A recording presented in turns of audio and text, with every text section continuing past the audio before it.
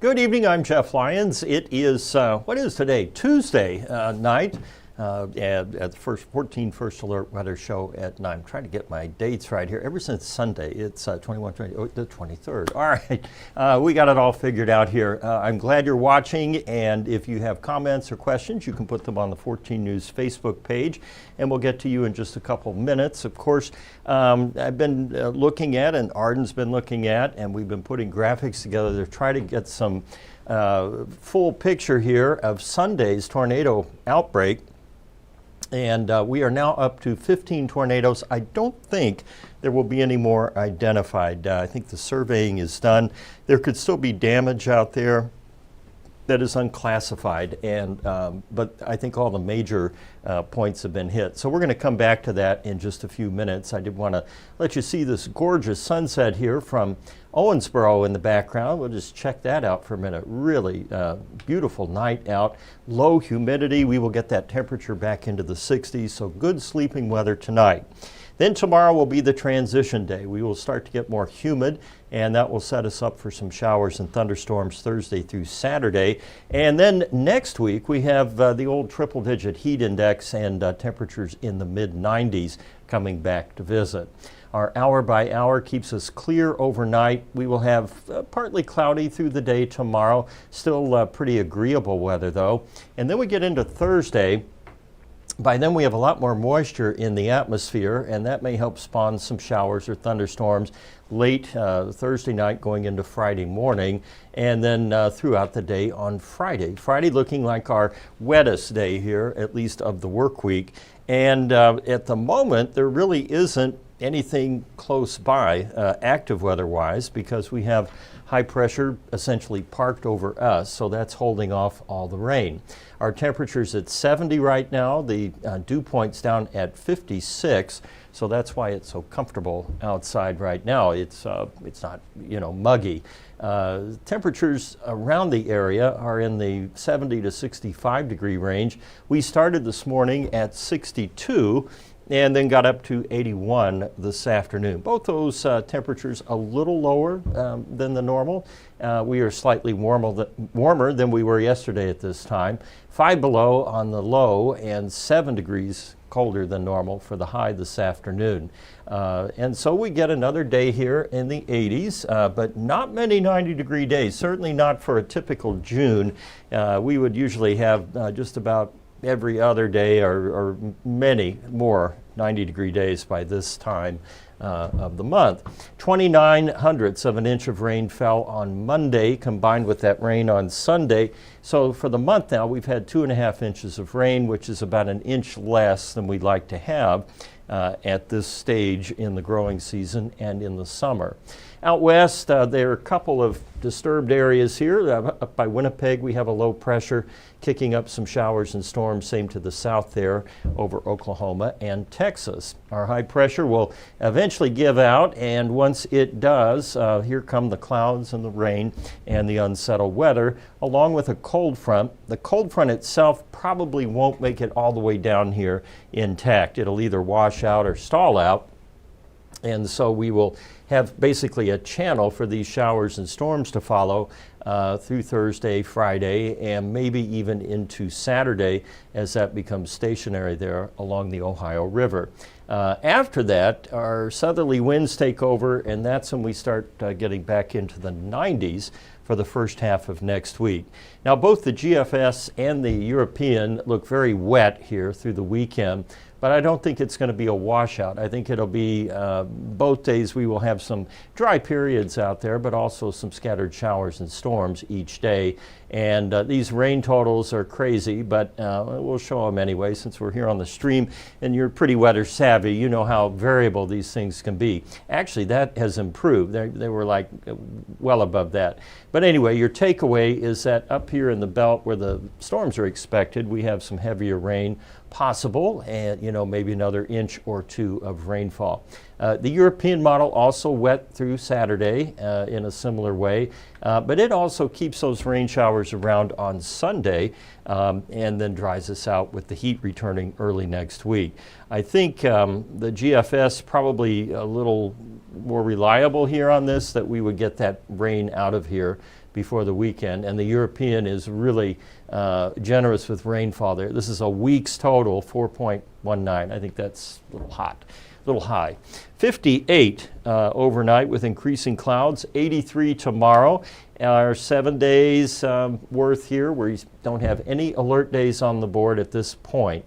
Of course, I'm looking at Friday and Saturday, but at least all the things that I look at are not really definitively pointing to severe weather. So we're going to just kind of wait and see here. We'll take it as it comes. The temperature outlook, we have much warmer than normal then through Independence Day and the start of next week, and then we start into that drying trend too.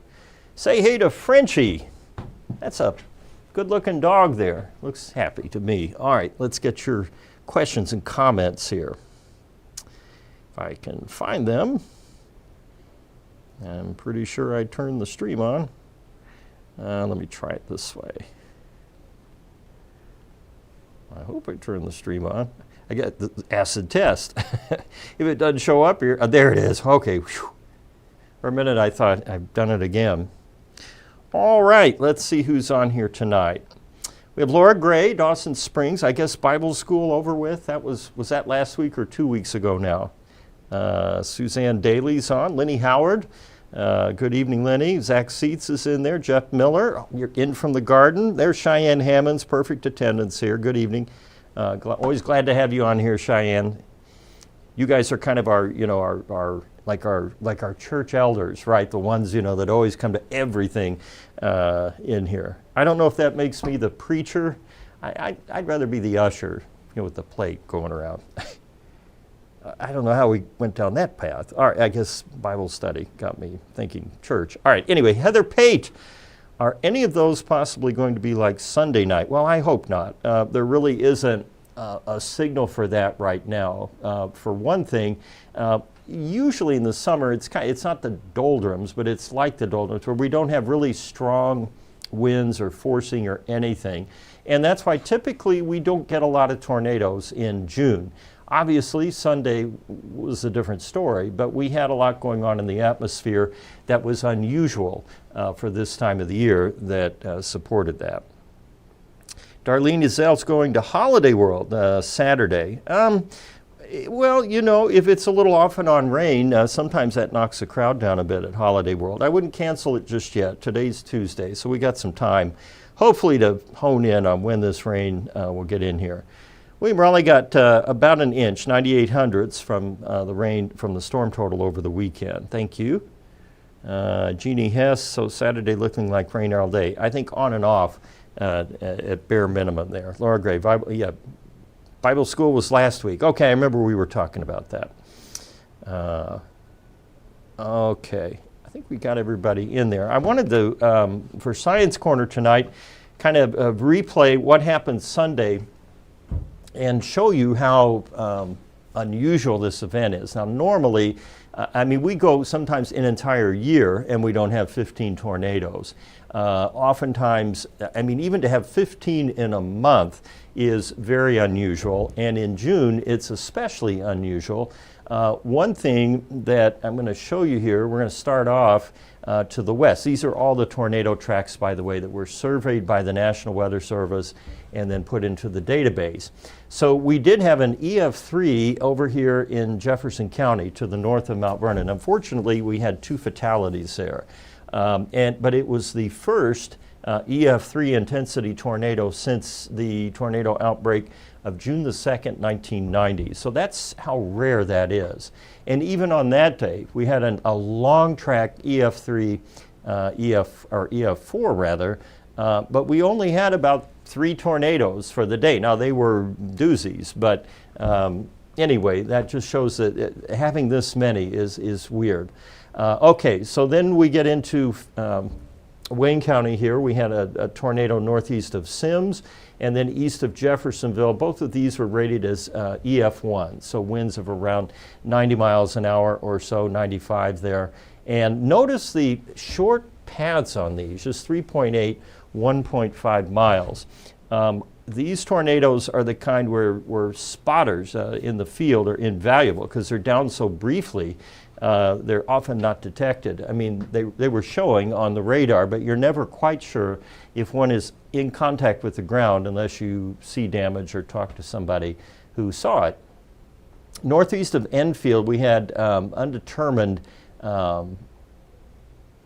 event, so it's not determined whether it's a tornado or just wind event.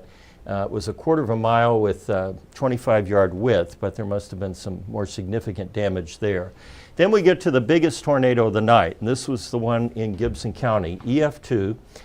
It had a 115 mile per hour winds and an 11.5-mile track from out here near Gibson Southern High School, and then it came up kind of on the backside of Fort Branch out there by the old Emge plant, and then up toward Toyota here to the north. And so that was on the ground 11.5 miles. And then out ahead of that, and many have asked the question, well, was this the same thing, putting a tornado down over and over? I'm not sure on that. You know, we had several that were kind of going along the same path. I suspect that these were all somehow related that we're looking at now. So we had a tornado then at Linville. This was out north. That was an EF1, and we also had northeast of Linville a weaker, excuse me, a weaker tornado, EF0 at 80 mile per hour winds, and then one up here by Selvin, again 80. So that could have been this one, you know, kind of dissipating and then weaker and weaker. South, we had the tornado that came along the Lloyd Expressway, State Road 66 there. It had 100 mile per hour winds, 2.9 miles on the ground, and was one of our longer tornado tracks of the night. And there were 2 injuries in there. And then we had another 2 EF1s up here just to the north of Chandler. And each of those, look at the track length, 1/2 mile, 2.5. So these things, you know, were just brief visitors, thankfully. And then we had an EF1 north of Dale, and finally in Grandview down here in the southern part of Spencer County, and EF0 identified there near Grandview. And finally, the other tornado of the night was an EF0 near Hawesville that basically hugged the river there, and it was on the ground for about 3.5 miles. So I hope that at least gives you a better picture of what happened out there on Sunday night. And a big thanks and kudos to the National Weather Service, both at Louisville and, I pointed the wrong way. Well, actually, I guess that was the right way for you. But anyway, at Paducah, which would be over here where I'm standing, and Louisville. They did an incredible job. And one of the forecasters, I think it was Derek Snyder maybe, wrote that, you know, it was the longest day of the year. And so they wanted to use all that daylight to get their surveys done quickly, you know, because once stuff starts to get picked up and cleaned up, it's harder to determine anything from the debris that's on the ground. All right, Adam Lewis, don't blow us away with that scene. I wouldn't do that. I have more trouble on these. For one thing, I go home and eat dinner, you know, so I'm usually, you know, burping and trying not to do that, and then the sneeze. It's a locker room here. All right. Cheyenne says, bless you. Well, thank you. James Garrison. Okay, you've been on vacation for a little bit. Good for you. And Byron has too. I think he's back in town now, but yeah, so he missed the big event there. I'm sure it was killing him the whole time too. All right, we will have new information as always on 14 News at 10. And I will see you then again tomorrow night here on our stream shows, both at, I think I'm on the 2:30 and on this one, and the usual stuff over on TV. So thank you so much for watching. Stay safe. I'll see you tomorrow.